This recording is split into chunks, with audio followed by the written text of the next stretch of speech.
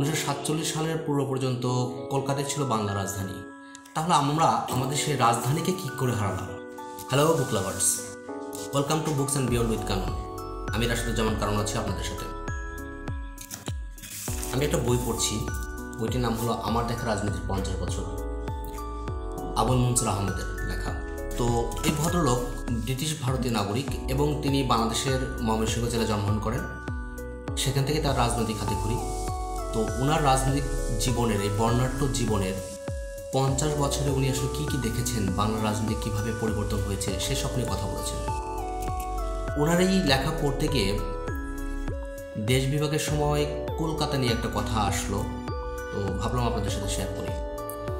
তাকে বলে রাখি যে আমরা যারা সম্রাট মজুমদার কিংবা সুনীল গঙ্গোপাধ্যায়ের লেখার সাথে পরিচিত, তাদের লেখা পড়ে বড় হয়েছি, তারা কলকাতার অনেক জায়গার সাথে খুব বেশি পরিচিত। এই যেমন ধরুন না, college street, Howrah bridge, coffee house, Victoria Memorial, Belur মাঠ, পার্ক স্ট্রিট, এই জায়গাগুলো আমাদের অতি পরিচিত জায়গা।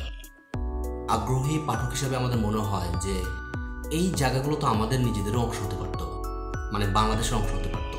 কারণ আমরা জানি 1947 সালের পূর্ব পর্যন্ত কলকাতায় ছিল বাংলা রাজধানী। তাহলে আমরা আমাদের সেই রাজধানীকে কী করে হারালাম?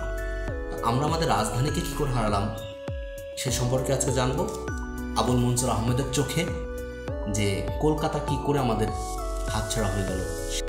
তাহলে এবার প্রশ্ন ওঠে, দায়ী কে? এই প্রশ্নের উত্তর খুঁজতে যেতে হবে 1947 সালে, দেশভাগের সময়কালে।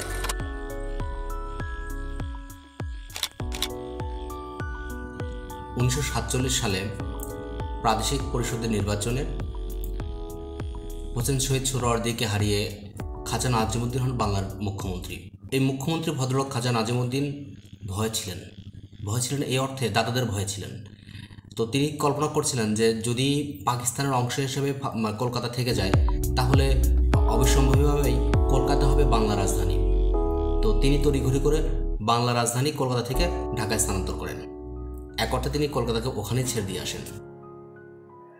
পাকিস্তান হওয়ার সাথে সাথেই মোহাম্মদ আলী জিন্নাহ নিজেকে পাকিস্তানের প্রথম গভর্নর বা বড়লাট হিসেবে ঘোষণা করেন। কৌশলী ভারত লর্ড মাউন্টব্যাটেনকে তাদের গভর্নর নিয়োগ করে। তো এই জায়গায় লর্ড মাউন্টব্যাটেন অবশ্যই মোহাম্মদ আলী জিন্নাহর কাছে একটু হলেও ছোট হয়ে যান এবং এই প্রতিশোধ হিসাবে তিনি রেডক্লিফকে দিয়ে ইচ্ছামতো ভারত পাকিস্তানের ম্যাপটা সাজিয়ে নেন এবং স্বভাবতই বাংলা প্রতারিত হয়। যখন দেখা যায় কলকাতা ভারতেই থেকে যাচ্ছে, বাংলার সাথে আর যুক্ত হচ্ছে না, বাংলার নেতাদেরকে বোঝানো হয় যে কলকাতার বিনিময়ে বাংলা 33 কোটি টাকা পাবে এবং এই 33 কোটি টাকা দিয়ে তারা ঢাকাকে নিউ ইয়র্কের মতো করে সাজাবে। 33 কোটি টাকা বিশাল অঙ্কের টাকা। এই লোভে পড়ে কিপ কলকাতা নামের যে মুভমেন্ট ছিল সেটা স্থিমিত হয়ে যায় এবং পরিশেষে দেখা যায় যে তারা 33 কোটি টাকাও হারায় এবং কলকাতারকেও হারায়। তো সব মিলিয়ে কলকাতা আমাদের হাতছাড়া হয়ে যায়। কতই ভালো না হতো না যদি কলকাতাটা আমাদের থাকতো।